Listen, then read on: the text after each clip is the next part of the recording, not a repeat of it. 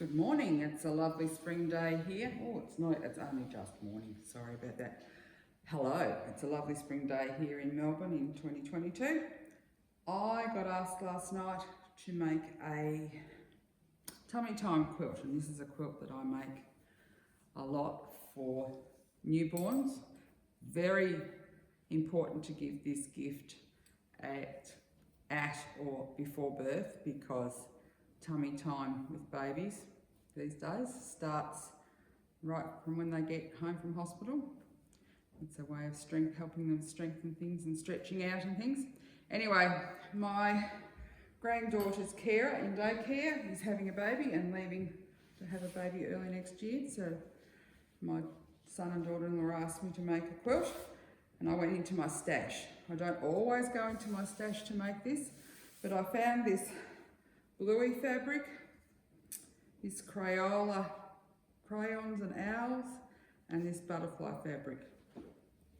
So then I looked for other fabrics that match this. So I've got this pink splash, this teal, bluey teal tone on tone, these spots on blue, aqua, this mauve teal tone on tone, this mauve and white stripe, which I think will go well, and the stripes will go up. I'll describe what I'm going to cut, and some tonal teal. I think that's it. Now, I have, got to hold this the right way for you, a 10-degree wedge ruler. Now, the wedges, you cut the wedges, they measure, I'll tell you, at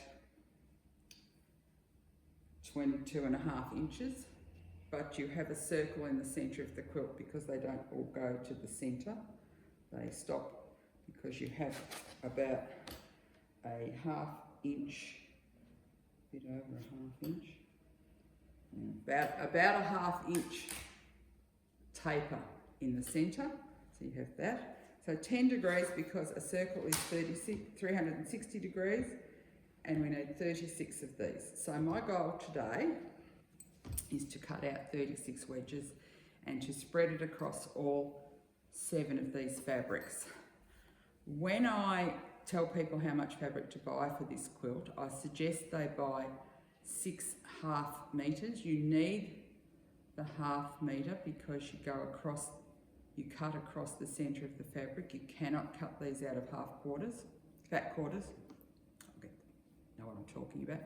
Fat quarters, and I say 2 novelties, 2 geometrics, and 2 tone on tones, and that gives you a good spread of design. I think all novelties would make it incredibly busy. People like novelties. I've lost count of how many I've made. They seem to be well received. I did make one for my granddaughter who's in, take these off, I look a bit funny with them, who is in daycare, and I made one for her as a newborn. And she's now 2 and a bit, so she doesn't really lay on the floor much anymore. But it's now being used as the floor in the teepee that she and her sister have in their playroom. So that's a really nice second life for this little quilt. It ends up measuring about, it becomes a circle, and it ends up measuring about 50, what do I work it out at? It's 53 or 54 inches across the circle. So that's whatever that is, diameter. I think that's the diameter. And we of course have to put bias, we have to bind it with bias because it's a circle and we have to curve it. But all in all, so I'll make a series of videos of how I make this. But if you make it with the 6 fabrics that I talk about, the two novelties, 2 geometrics and 2 tonals, you cut 6 wedges from each of your 6 ½ meters. You'll have a bit left over. That will just go into another project down the track. But in this case, I have 7 fabrics, and I'm going to have to do a little bit of finagling. But I think I've worked out I can get 3 from each of these novelties, which will give me the will give me 6, and then we'll just spread it across. And isn't it, you know, there's never any mistakes in patchwork and quilting. It's always design opportunities or happy accidents or whatever. Anyway, so I'm going to be quiet now and cut, and you watch me cut, and I do have to put my glasses on for cutting because I do need to see what I'm doing.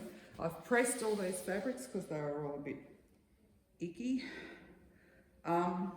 Sorry we're in my kitchen today, but I find it the best place to do lots of big cutting because I've got this lovely big breakfast bar. And this is an interesting thing I have to cut because cutting down this side, it'd be really good if I had a left-hander on the other side, but I don't, or we had a left and a right-hander. So I'm going to cut up here. I'll stop talking in a minute. And then I'm going to cut across. Pull that out. And I'm going to do another one, and I'll go over as far as I can because I'm going to cut another one from the other end of the fabric. And I think that will be all I can get in this fabric, but we'll have a look when I get to the other end.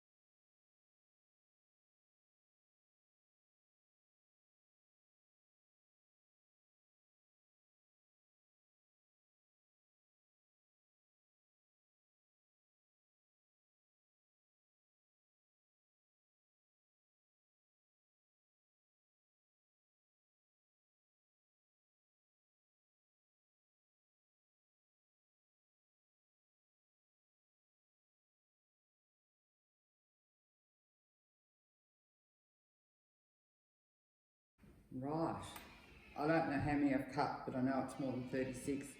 While I was doing the cutting, I made some design choices. I decided that this fabric was kind of not happy enough, or something, that was a word I wanted to use.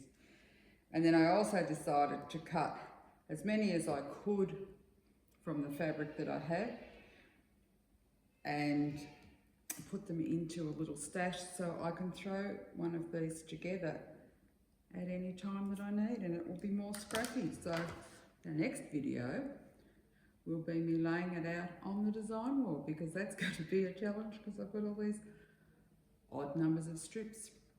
And I have a plan for my leftover scraps because I'm making a scrappy quilt at the moment and I've run out of some pieces, so I'll cut some more of those little pieces. All will be shown to you in due time. Thanks for watching. This is Heather from Electric Needle Girls.